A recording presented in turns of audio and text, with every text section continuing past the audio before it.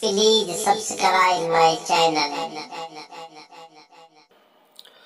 السلام علیکم ورحمۃ اللہ وبرکاتہ۔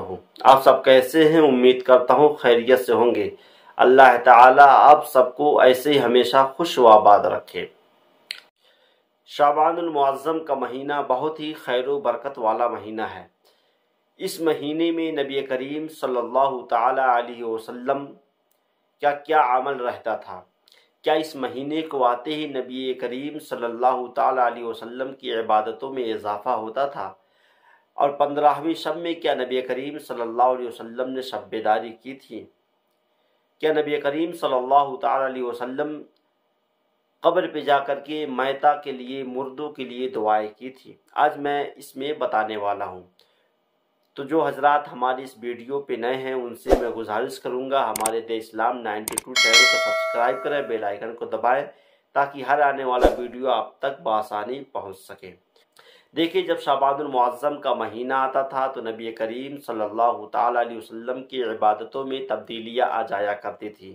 یعنی نبی کریم صلی اللہ تعالیٰ علیہ وسلم اپنی نمازوں کو زیادہ کر دیا کرتے تھے، اور بالخصوص اس مہینے میں نبی کریم صلی اللہ تعالیٰ علیہ وسلم کثرت سے روزہ رہا کرتے تھے۔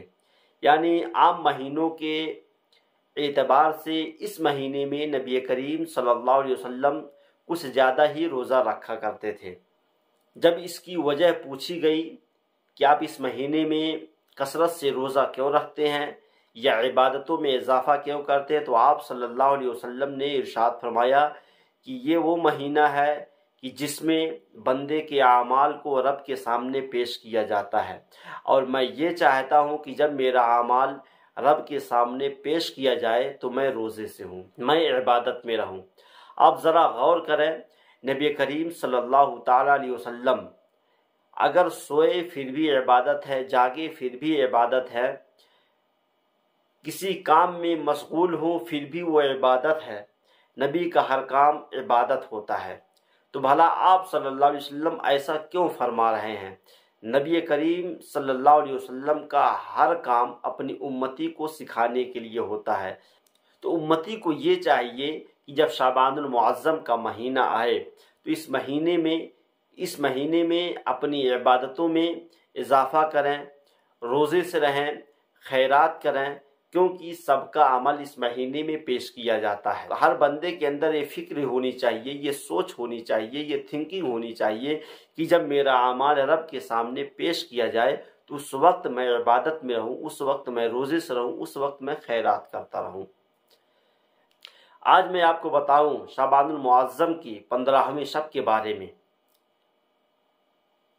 نبی کریم صلی اللہ علیہ وسلم نے ارشاد فرمایا، اللہ تبارک و تعالی 15ویں شب میں اپنے بندوں پر خاص طور سے ظہور فرماتا ہے اور تمام لوگوں کی مغفرت کر دیتا ہے، لیکن دو لوگوں کی مغفرت نہیں کرتا، ایک مشرک ہے، ایک کینہ پرور ہے۔ کینہ پرور یعنی وہ جو اپنے بھائیوں کے لیے اپنے دل میں کینہ رکھتا ہو، بغض رکھتا ہو، حسد رکھتا ہو، جلن رکھتا ہو، آج کی رات یعنی شعبان المعظم کی 15ویں کی رات بھی اس کی مغفرت نہیں ہوتی ہے، چاہے وہ جتنا عبادت کر لے، ریاضت کر لے۔ سب سے پہلے اپنے دل کو وہ صاف کرے، اپنے دل کو وہ پاک کرے تاکہ رب کی رحمت اس پہ راضی ہو جائے۔ اور دوسرا مشرک ہے، مشرک یعنی جو اللہ کے ساتھ شریک ٹھہراتا ہو، اس کی بھی جو اس رات مغفرت نہیں ہوتی ہے۔ میں آپ کو بتاؤں نبی کریم صلی اللہ علیہ وسلم نے اس رات میں شب بیداری کی ہے۔ اماں عائشہ رضی اللہ تعالی عنہا فرماتی ہیں کہ ایک دفعہ یہ رات میری باری تھی، نبی کریم صلی اللہ علیہ وسلم میرے پاس تشریف لائے اور میرے ساتھ لحاف میں لیٹ گئے۔ جب رات میں میری آنکھ کھلی تو میں نے کیا دیکھا کہ آپ صلی اللہ علیہ وسلم موجود نہیں ہیں، تو پھر میرے دل میں خیال آیا کہ شاید آپ اپنے لوڈی قبطیہ کے پاس تشریف لے گئے ہیں۔ پھر میں کمرے سے باہر نکلی، حجرے سے باہر نکلی، مسجد سے گزری تو میں نے کیا دیکھا کہ آپ کا سر سجدے میں ہے اور رب سے دعائیں فرما رہے ہیں۔ مسجد کے بغل میں جنت البقیع ہے، آپ صلی اللہ علیہ وسلم جنت البقیع میں گئے اور وہاں دعا کرنے لگے۔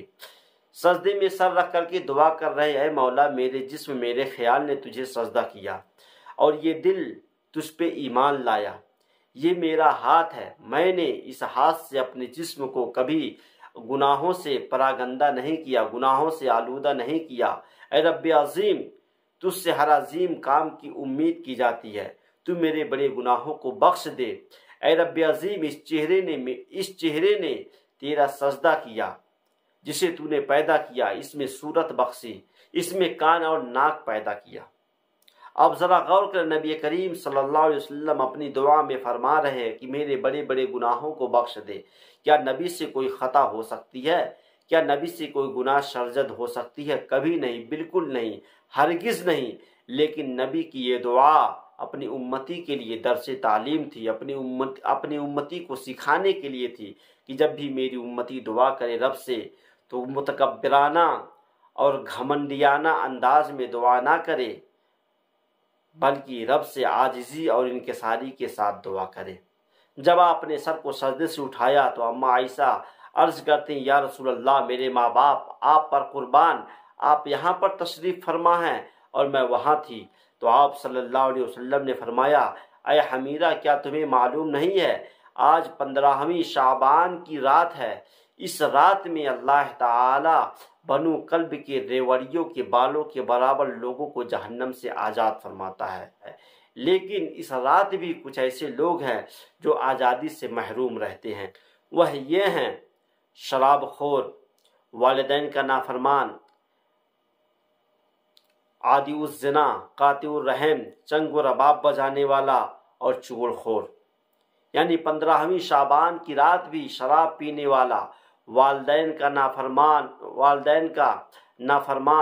والدین کے ساتھ بدسلوکی کرنے والا، والدین کے ساتھ بدسلوکی سے پیش آنے والا، والدین کے ساتھ بدزبانی کرنے والا، والدین کے ساتھ حسن سلوک نہ کرنے والا، اور زنا کا عادی زنا کرنے والا، رشتہ داروں میں نفرت پیدا کرنے والا، رشتوں کو توڑنے والا، ایک دوسرے کے درمیان اختلاف پیدا کرنے والا، ڈھول اور تاشے بجانے والا، ناچ اور گانوں میں ملوث رہنے والا، چغل خور، ادھر کی بات ادھر لگانے والے کی بھی آج کی رات جہنم سے آزادی نہیں ہوتی ہے۔